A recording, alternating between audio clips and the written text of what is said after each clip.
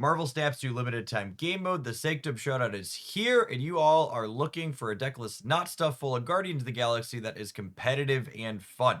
You've come to the right place. Let's go ahead and dig on into the details of what's performing well per the untapped metrics, as well as my own anecdotal experience that's a little bit off the beaten path for this limited time game mode.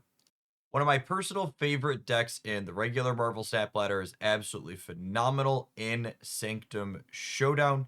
Havoc as well as Thena are excellent for putting on the board and having their power scale up, meaning you can commit them to a location early, and then when it becomes the Sanctum later, then continue adding stats there without requiring you to play out, meaning you dodge opposing copies of the Guardians. Kitty Pryde is a card that bounces to and fro, allowing you to reposition her stats around the board as needed. And while Red Guardian took a recent nerf in our OTA update, we have Bass as well as Agent Venom here that both allow us to get that back up to 3 points of power. We round things out with tools like Hood as well as Cosmo to give us a little bit of disruption, and you've got quite a potent deck that's pretty flexible. Another traditional stat deck that's putting up stellar stats inside of Sanctum is this Sauron Scar variation. Zero in tandem with Ebony Maw and Lizard allows you to get massive amounts of stats committed to the board early, allowing you to contest Sanctums right away. And Starbrand's drawback of giving 3 points to your opponent at other locations isn't really a problem at the Sanctum location on the turn you play it out.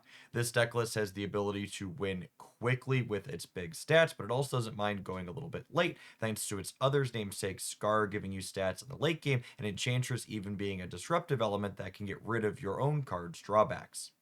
Another one of my favorites putting up solid stats on Untapped for Sanctum is this Victoria Hand variation. Its namesake, as well as Mr. Fantastic, give you two phenomenal ways to add stats to locations that you have on the board without playing cards there directly, allowing you to duck copies of Guardians that your opponents are playing out.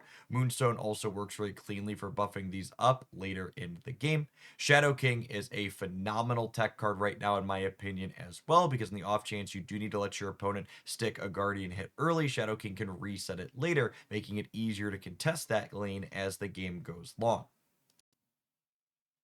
On the opposite side of the spectrum, if you're not interested in playing to all three locations, movement is a phenomenal choice for taking your biggest threat and relocating it every single turn, so you can always contest that most valuable location. Sanctum Showdown kind of mitigates one of the big downside movement decks traditionally have, which is they have trouble winning a second lane in Showdown. So long as your stats are at the important lane every turn, you only ever need to be winning one of them.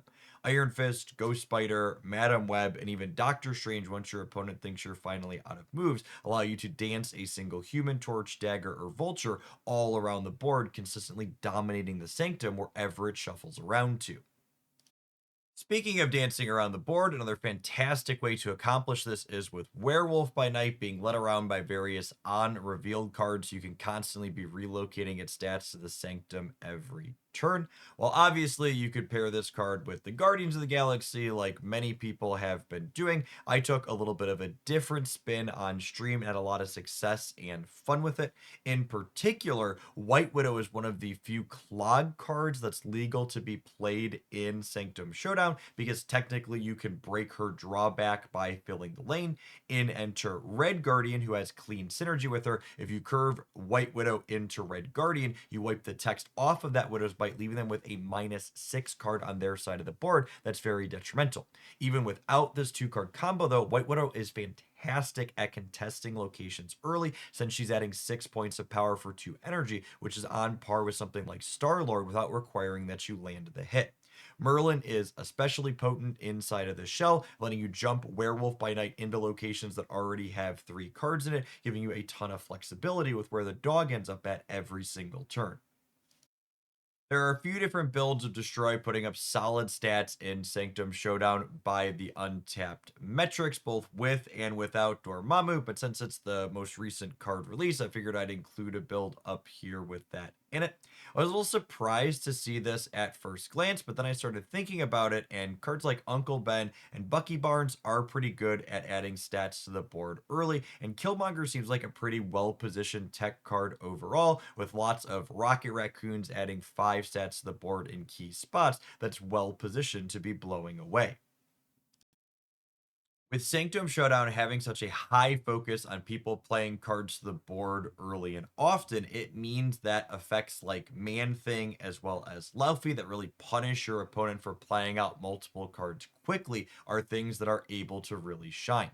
Man Thing is often well into the double-digit points worth of power for just 4 energy, meaning that if your opponent doesn't have a copy of Luke Cage handy, it's often single-handedly dominating whatever lanes it's played to.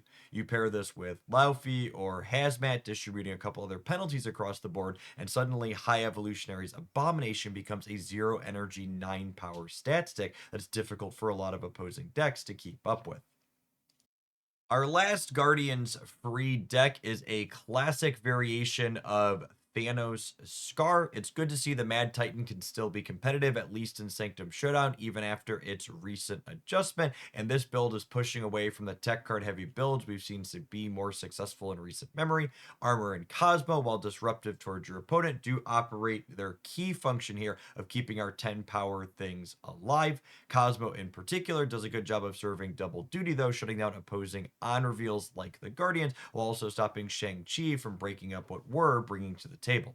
The stones from Thanos seem especially well positioned inside of Sanctum, especially considering a number of them got point buffs in the recent OTA update, which is actually more beneficial inside of Sanctum Showdown, where you're less likely to play the Mad Titan out anyways. Our next couple of deck lists have some Guardians of the Galaxy in them without being all in on that strategy. The first of these is Gilgamesh Zoo. This archetype was actually the best performing at the end of Sanctum Showdown's run last time around, since it's so phenomenal at adding points all across the board without playing out directly into locations, letting you duck the most popular deck of Guardians of the Galaxy and making it look quite embarrassing. Shauna and Squirrel Girl add units directly. Khazar, Blue Marvel, and Marvel Boy add stats after the fact. This deck is just absolutely awesome at putting points in all 3 locations at once, making it difficult for your opponent to keep up with your numbers that are being spread consistently around. I think Bounce has been pretty alright in general, even in regular Marvel Snap, and we add some Guardians of the Galaxy colored paint onto it. It ends up being quite potent inside of Sanctum Showdown, especially when paired with Werewolf by Night. You can jump the dog all around the board and reposition things like Rocket and Groot and Star-Lord to get their triggers again and again, letting them build up large amounts of points. We also get to leverage our own copy of Shadow King, since we can pick our Guardians up, allowing us to blow away the bonuses our opponents have built up while retaining our own as we redeploy our cards out across the board.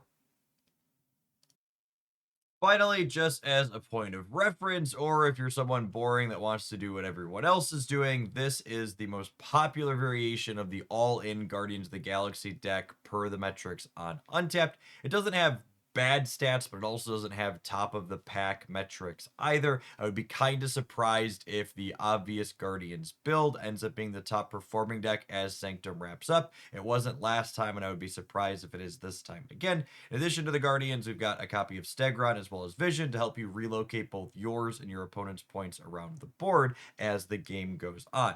I think the copy of Grandmaster in this sample list is especially cheeky as well, since you can use that to relocate a Guardian to the center location when that ends up being the Sanctum for you. Marvel Snap's Sanctum Showdown is one of the only times I've experienced in a card game where the thing that is immensely popular also isn't immensely broken, and I think this happens for a variety of reasons. The first is that the Guardians of the Galaxy are an easy, obvious synergy with wanting to play out to second locations. They're also early series cards, meaning everyone has most of them in their collection. And finally, this group of superheroes is really iconic, and they're a fan favorite that isn't very playable in regular Marvel Snap. So when you have an excuse to break out some characters, likely with some sweet variants that you normally don't get to play with, a lot of people are going to go ahead and flock to that. That being said, I've been playing almost exclusively decks without Guardians of the Galaxy because I prefer to fight the meta as opposed to playing it, and I've been having a ton of success with it. I've been averaging an over 60% win rate in the 6 or so hours that I've played, and I actually cleared my way through to the Astral Projection card reward already without spending to get there. As always, I would love to hear from you all in the comments down below, letting me know what deck lists you've been finding success with, or if you love any of the ones here. I appreciate everybody that made it all the way through to the end of my video as always, and I hope your next snap pack is an excellent one.